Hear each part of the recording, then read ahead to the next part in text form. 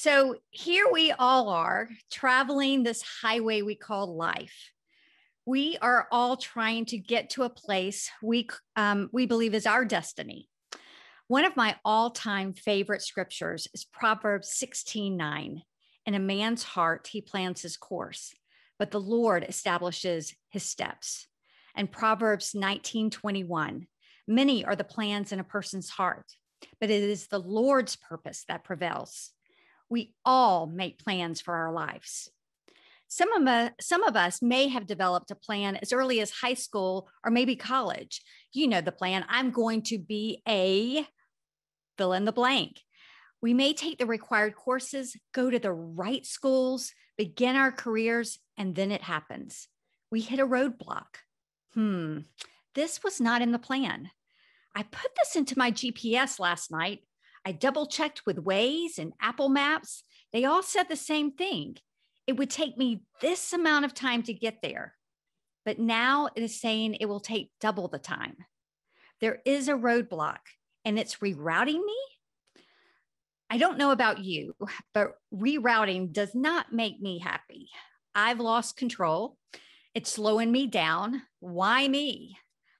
I had a plan. I thought it through. I even chose the most efficient route.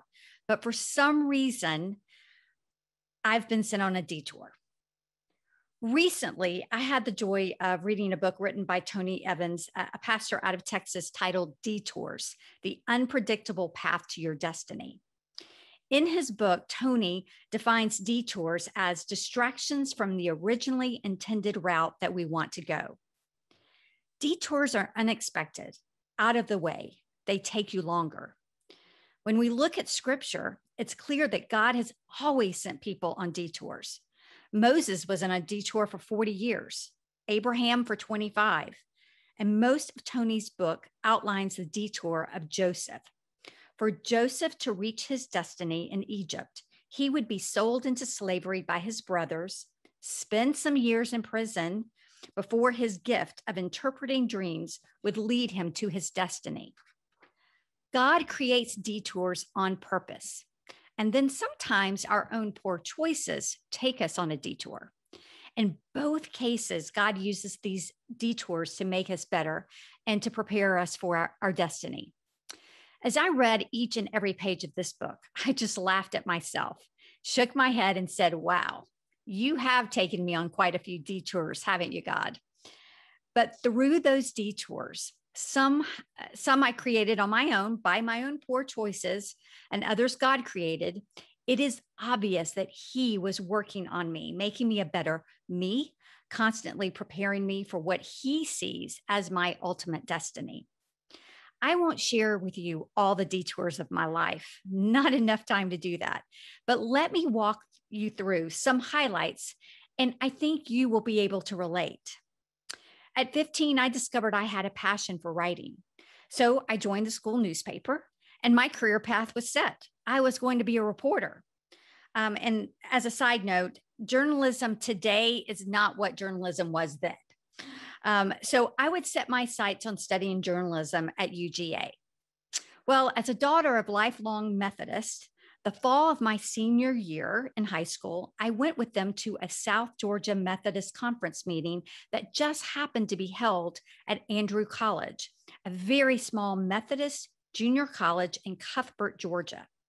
This was not a college visit, but it just so happened that my kindergarten teacher was married to the president of the college.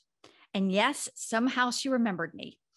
A personal connection was made, and this trip would be a significant detour. It happened quickly. I was offered scholarships that did not compare to the financial assistance I could get at UGA. So instead of attending a school with more than 20,000 students, numerous restaurants and bars, I would end up at a small college with no fast food, no bars, and not even a traffic light. But it was during my first year at this college, I met the man I would eventually marry, Scott Lee. After we finished our 2 years at Andrew, he was offered a scholarship to play soccer at Berry College in Rome, Georgia, and I decided to transfer there as well. While at Barry, I became the editor of the Barry newspaper, continuing my path of fulfilling my dream. After graduation and the time came for me to find a real job in journalism, reality smacked me in the face. I couldn't eat or pay my college loans on what the newspapers were going to offer me. I hit another detour and I needed a job. I answered a small 2-line ad in the Atlanta Journal Constitution, interviewing skills needed. I had no understanding of the scope of this position, but interviewing, I could do that. I'm a reporter. I said to myself, I can interview anyone. I was hired as a recruiter for a dental staffing company. This detour would become a 29-year career. A little more than a year into my career, I married that soccer player that I met at Andrew. We'll celebrate our 32nd wedding anniversary this week. So that detour to Andrew was clearly God's detour. But then 6 months into the marriage, I discovered I was pregnant. Well, this was not part of our immediate 5-year plan. I didn't have maternity coverage, much less the house that was supposed to happen before the baby. But that detour, although difficult, gave me one of the greatest gifts of my life, our son, Jacob. My life has been pretty amazing. My husband became a teacher and my career soared. I was always a working mom, putting in many hours, but God had paired me with a great husband and father who was home with our child on holidays and all the school breaks, including those long summer days. So again, God's plan was perfect. My dream from early on in my career was to one day purchase the company from the founder. I discovered I really liked this detour into the world of recruiting. And in 2007, after 19 years, I was given that opportunity. The day it became official is a day I will never forget. My dream was fulfilled. But then a major detour occurred. Everyone listening today was most likely affected. In 2008, the Great Recession hits. And as a result, 60% of staffing firms would go out of business. I had competitors closing their doors and calling me with their news. But by the grace of God go I, is all I could think. I learned a lot during that time. We were able to keep the doors open, but we had made many, many hard choices. However, as we began to come out of it and we were getting very busy, it was clear that we would need to hire more people. Unfortunately, at that point, we did not have the financial strength to take any risk. We explored many options and decided to merge with a larger firm. Although I knew it was the right choice, it was an emotional day when the deal closed.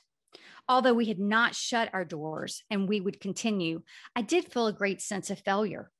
But at one of my lowest points that day, I received a phone call from my son.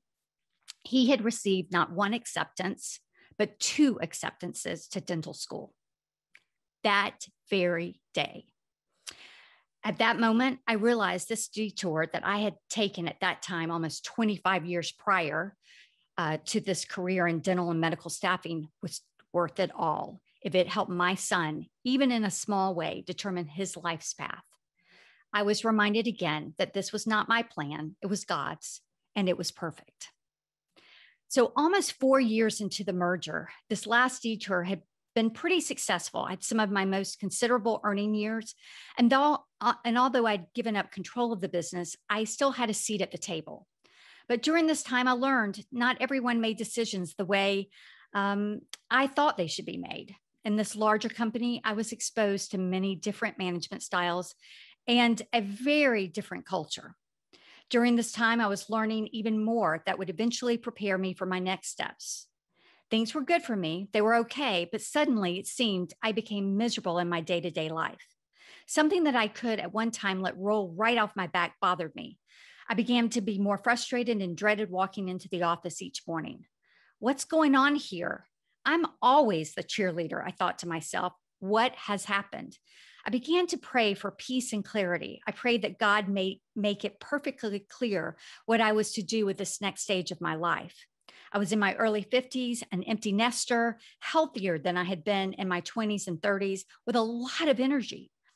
I had no reason to be unhappy. The more I prayed, the more miserable my days at the office seemed to be. Why wasn't God giving me an answer? Why wasn't he making it better? Finally, it was one morning during my quiet time that God spoke. He had made it perfectly clear. He made it perfectly clear that things were not going to change and be better for me at this place. I needed to look at an exit strategy. But what would I do? This had been my life. What were my choices? I had a solid non-compete and could not just go to another staffing agency. And why would I? I helped build this one. God had clearly posted the detour sign for me to see. I just needed to trust in him and to follow. Once I accepted it, everything turned around. I had absolute perfect peace and patience. I began seeking wise counsel. God gave me the courage to let my CEO know that I was exploring other options. And to his credit, that CEO allowed me that freedom. And I realized how risky that was. He could have just sent me right out the door. I had a couple of offers that just weren't what I wanted, but one night when I was contemplating if I should go ahead and accept one particular opportunity so that I could move on, I received an email with what I thought was the perfect offer. That perfect offer lasted about 60 days. For the first time in my life, I was laid off. Another detour. Again, God had a plan. I joined a growing leadership consulting firm. I enjoyed the work and had no intentions of leaving. But about 9 months in, I received a phone call from a recruiter pitching an opportunity that would end up being the best second act I could have ever wished for, leading an international dental membership association. All the information I learned while working for that leadership consulting firm Detour helped prepare me for this role. Without it, I don't know that I would have experienced the same level of success. Now, almost 3 years in, I can't say that the road has been nice and straight. Nope. A global pandemic hit, right? A huge detour for all of us.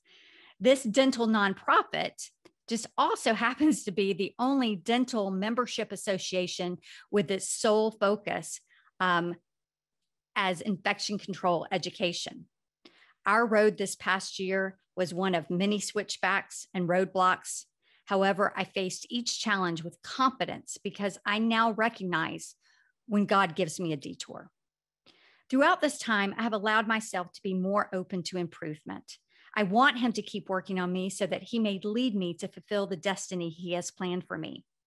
Many of you are here today because you are on a detour. You are frustrated, maybe depressed, maybe even angry.